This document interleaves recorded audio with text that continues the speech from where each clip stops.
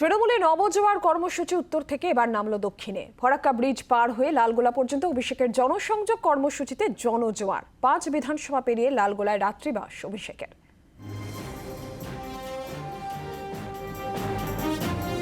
পঞ্চায়েত ভোটে কাকে প্রার্থী চান মতামত জানাচ্ছেন সাধারণ মানুষ। কাকদ্বীপ থেকে কোচবিহার 2 মাসের জনসংযোগ যাত্রায় অভিষেক বন্দ্যোপাধ্যায়। কর্মসূচির নাম তৃণমূলের নবজোয়ার। 10 দিন উত্তরে কাটিয়ে শুক্রবার দক্ষিণে ঢুকল অভিষেকের যাত্রা।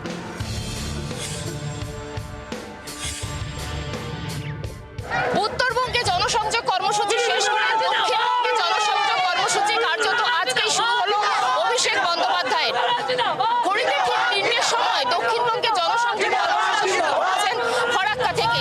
ফরাক্কা ব্রিজ উত্তর ও দক্ষিণের ভৌগোলিক বিভাজন রেখা ভাগীরথীর উপর ব্রিজ। বিকেল 3টে নাগাদ সেই ফরাক্কা ব্রিজ পার হলো অভিষেকের কনভয়। তারপর থেকেই জনজোয়ার। নিউ ফরাক্কা থেকে শুরু, গাড়ির ছাদে দাঁড়িয়ে আম জনতাকে অভিবাদন জানিয়েছেন অভিষেক। নিউ ফরাক্কা ছাড়িয়ে এগিয়ে চলল কনভয়। গন্তব্য লালগোলা।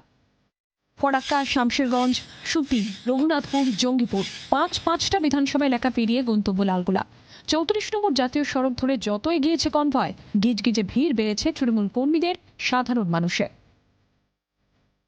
অজস্র কিন্তু দলীয় কর্মী, সমর্থক, নেতা প্রত্যেকেই হাজির রয়েছেন এবং 34 নম্বর জাতীয় সড়কের দুদিকে প্রচুর মানুষের ভিড়। জাতীয় সড়কের দুপাশে বাড়ির বারান্দায়, ছাদে মানুষের ভিড়।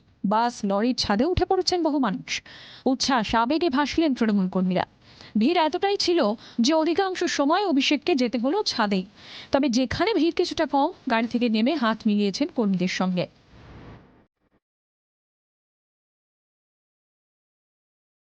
অমরপুরে এসে ঘুরল অভিষেকের কনভয়। লালগোলার পথে রঞ্জিতপুরে আরবি বিশ্ববিদ্যালয়ে যান অভিষেক। কথা বলেন সংখ্যালঘু পড়ুয়াদের সঙ্গে।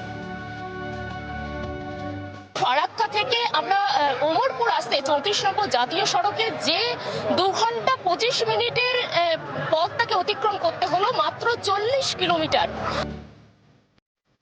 সংখ্যালঘুরা কি তৃণমূল থেকে মুখ ফিরিয়েছে? স্বাগতিকের ভোটে হারের পর এই প্রশ্ন ঘুরপাক খাচ্ছিল রাজনৈতিক মহলে। তৃণমূল নেতৃত্বেও তা নিয়ে বিস্তর কাটাছেঁড়া করেছে। জমি পুনরুদ্ধারে এখনও সক্রিয় তৃণমূল। সেই প্রেক্ষাপটে অধীর গড়ে অভিষেকের জনসংযোগ যাত্রা তৃণমূলকে বেশ খানিকটা অক্সিজেন দেবে বলেই মত রাজনৈতিক পর্যবেক্ষকদের। দক্ষিণবঙ্গ সফরের প্রথম দিনে জনসংযোগ কর্মসূচিতে যে ধরনের সাড়া পেলেন তৃণমূল নেতৃত্ব, আগামী 3 দিন মুর্শিদাবাদ জনসংযোগ কর্মসূচি কেমন চলে সেটাই দেখার। ক্যামেরায় রঞ্জিতের সঙ্গে সোমা, জি 24 ঘন্টা। বাংলার আওয়াজ, বাঙালির আবেগ, জি 24 ঘন্টা।